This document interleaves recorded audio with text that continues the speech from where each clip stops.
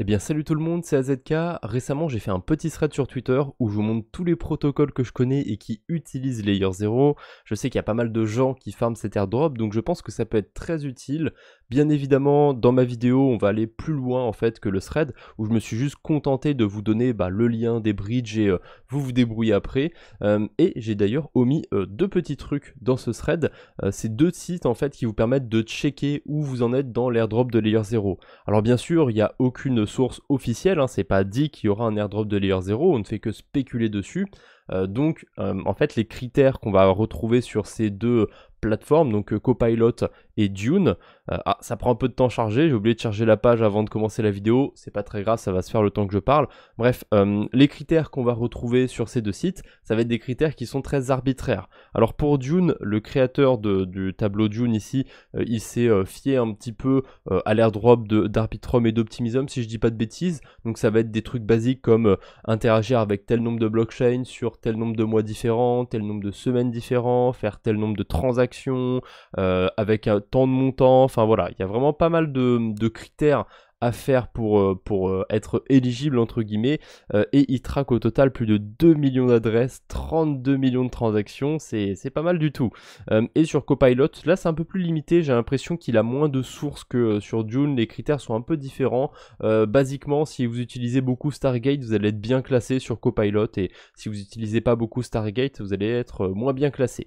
Après, lequel des deux est le plus pertinent, je ne sais pas, mais vous avez simplement à mettre l'adresse, votre adresse juste ici pour checker si vous êtes plus ou moins proche du top 1%. Et sur Dune, voilà, ça vient de charger. Elle prend un petit peu de temps à charger cette page, mais une fois que c'est fait, vous mettez votre adresse ici et voyez où est-ce que vous vous classez. Si vous êtes dans le premier million d'utilisateurs, normalement vous êtes assez bien classé parce qu'il y a vraiment énormément de monde sur cet airdrop. On va commencer du coup par les bridges. Je les ai triés par plusieurs catégories sur le thread et du coup là on va les voir dans l'ordre. Donc la première catégorie, c'est tout simplement les bridges vers une blockchain en particulier. On a le bridge vers Aptos. Là, ça nous permet de partir depuis pas mal d'écosystèmes. On peut envoyer de l'Ethereum, des stablecoins depuis la Binance Smart Chain, Polygon, Arbitrum, Optimism, Avalanche aussi. Même Ethereum, mais bon, ça je le dis pas Ethereum parce que quasiment tous les bridges interagissent avec Ethereum. Bref, je pense que c'est le même bridge, mais on peut retrouver aussi un bridge vers Aptos sur LiquidSwap. Alors je pense que c'est juste l'interface qui va différer, mais voilà, vous avez ces deux sources au cas où. On a aussi le bridge vers la blockchain Core qui permet d'envoyer des stablecoins, voire de l'Ethereum depuis Ether vers la blockchain Core. Mais bon, je pense que dans mon audience, il y a plus de gens qui sont amenés à avoir des stablecoins sur la Binance Smart Chain plutôt que sur Ethereum. Il n'y a pas non plus beaucoup de choses à faire sur la blockchain Core, c'est pas inintéressant non plus. J'ai fait une vidéo récemment sur Aptos et Sui pour aller voir ce qui se développe là-bas. Si ça vous intéresse de voir une vidéo similaire sur Core, pourquoi pas. On a aussi le bridge vers la blockchain Harmony. Alors ça pour le coup je sais pas trop ce qui se développe du côté d'Harmony, s'il y a des choses intéressantes à faire en termes de DeFi.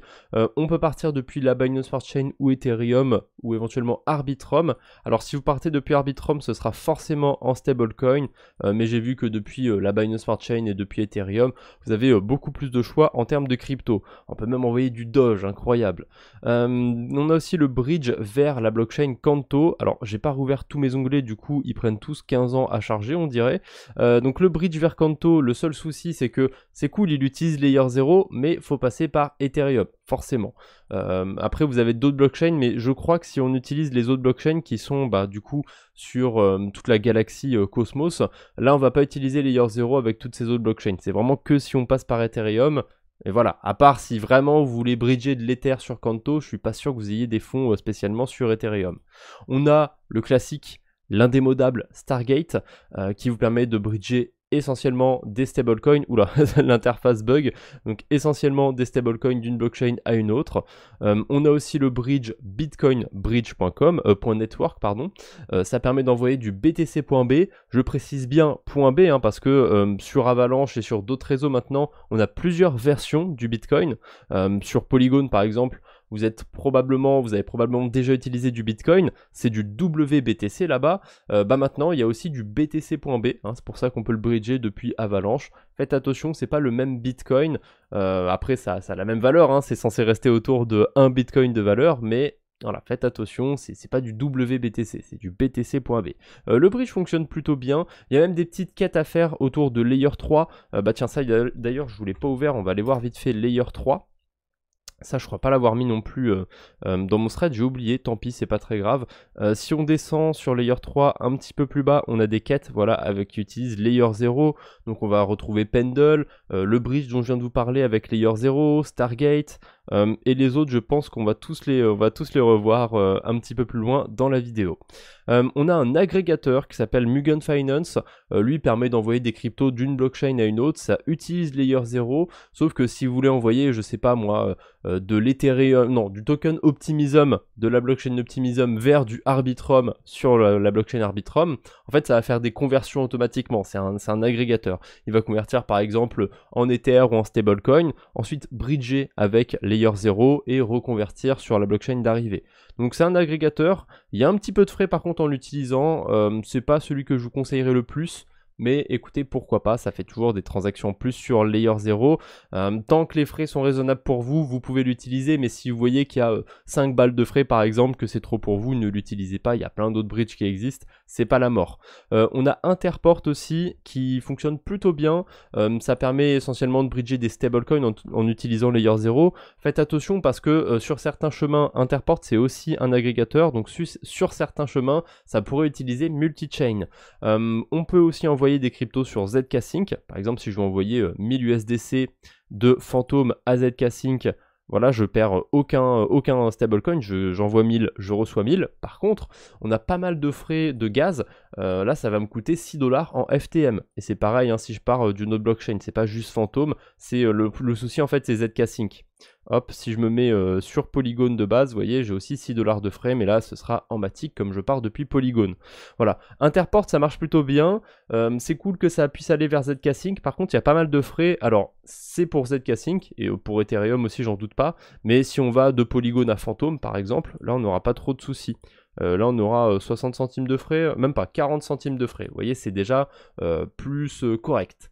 On a aussi le bridge de PancakeSwap. Lui, c'est pareil, hein, on le retrouve un petit peu sur le Aptos Bridge. En fait, on peut bridger du cake, tout simplement. C'est le token de PancakeSwap. Je suis pas sûr que ce soit le bridge le plus utile, mais on rentre dans la deuxième catégorie de bridge. C'est ceux, tout simplement, qui vont permettre de bridger une crypto en particulier. Alors, il y en a certains, en fait, qui vont utiliser Stargate directement. Je vais prendre l'exemple de WooFinance et Cake, je crois que c'est pareil. Hein. WooFinance, si vous essayez d'échanger leur token de Polygon à Arbitrum, par exemple, là j'ai mis 100 pour l'exemple, vous voyez qu'il va utiliser le bridge Stargate. En fait, on peut le faire sur l'interface de WooFinance, mais on peut le faire aussi sur l'interface de Stargate, ça revient au même. Je pense que y a pas de frais hein, sur l'autre plateforme. Ici, vous voyez, j'envoie 100 Woo, je reçois 100 Woo. Je vois pas pourquoi il y aurait des frais si je me rends sur Stargate alors qu'il n'y en a pas ici. Bref. Que vous passiez par là au Stargate, ça change rien a priori. On a aussi le bridge de Angle, donc avec le AG Euro. Faites attention néanmoins si vous bridgez sur Gnosis Chain et Celo. Certes, c'est deux écosystèmes où les frais sont extrêmement faibles, mais le AG Euro est très peu liquide, donc il n'y a pas grand chose à en faire là-bas. Faites attention. Moi, je serais vous, je ferai attention si je bridgeais sur ces écosystèmes.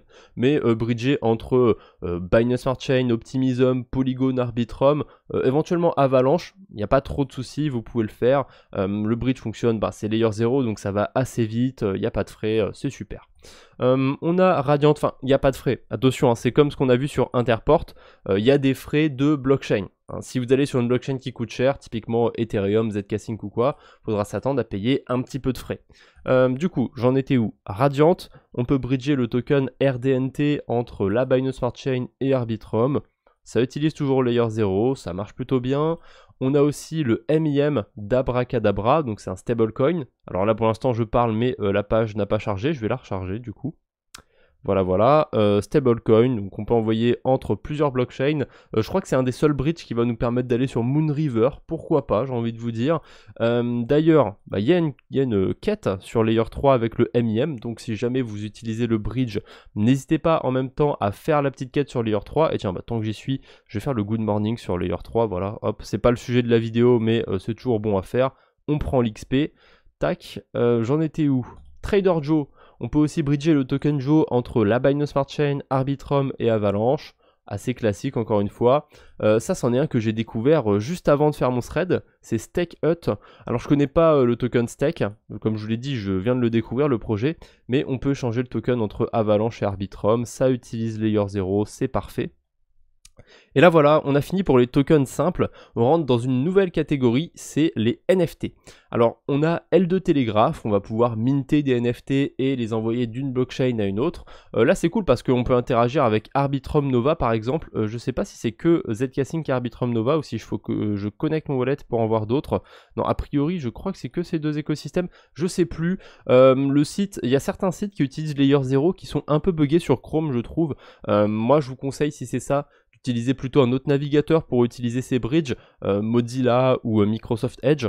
Sur Brave aussi, j'ai des soucis avec les bridges qui utilisent Layer 0. Me demandez pas trop pourquoi. Et ça a pas l'air d'être une histoire de cache ou je sais pas quoi. À chaque fois, je vide mon cache pourtant et je sais pas, j'ai toujours des bugs. Mes wallets, soit ils se connectent pas, ou soit si je clique sur un truc pour passer une transaction, ça s'ouvre pas. Bon, là pour le coup, ça passe. Mais je sais pas, des fois j'ai des petits bugs comme ça peut arriver. Hop, cancel, j'avais pas spécialement envie de faire le NFT, quoique, je peux le faire pour vous montrer que c'est facile. Hein. On va minter un petit NFT sur L2 Telegraph, en plus je l'ai pas fait sur cette adresse, je crois que je l'ai pas fait tout court d'ailleurs. Confirmer, tac, et on va pouvoir bridger le NFT vers Arbitrum Nova. Alors, j'ai pas de fonds sur Arbitrum Nova, donc je le bridge vraiment pour le fun, là, pour le coup. Est-ce que ça coûte cher ou pas? Non, ça coûte pas très cher, surtout que là, ça me met 90 centimes de frais, mais sur ZK-Sync, on s'en fait rembourser une partie. En fait, ça nous met une prévision du maximum qu'on peut utiliser, sauf que pour passer les transactions sur ZK-Sync, au final, peut-être qu'on aura besoin que de 50% de ça, ou 30%, ou 90%, ça dépend. Non, je crois que c'est entre 10% et 65%. Bref, je sais plus. En tout cas, j'ai pas dépensé 90 centimes, ça c'est tout ce que je sais. Voilà, là je viens d'interagir, c'est allé super vite, j'ai fait 2 petites transactions, j'ai interagi avec Layer 0. Alors, ça m'a coûté un petit peu de frais de transaction, il faut le prendre en compte, mais ça coûte pas cher. On a un bridge aussi qui s'appelle Holograph, alors lui permet aussi de minter et de bridger des NFT. Alors pour le coup, le site, j'ai l'impression que l'interface elle change tout le temps. Là maintenant, vous voyez, on peut voir des NFT qu'on peut minter, etc.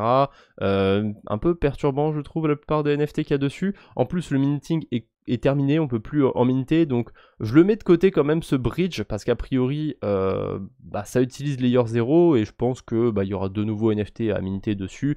Pareil, il y avait une quête sur Layer 3, par contre elle sert plus à rien parce que c'est terminé, mais même sur Layer 3 elle est finie la quête et elle apparaît pas sur la playlist entre guillemets Layer 0.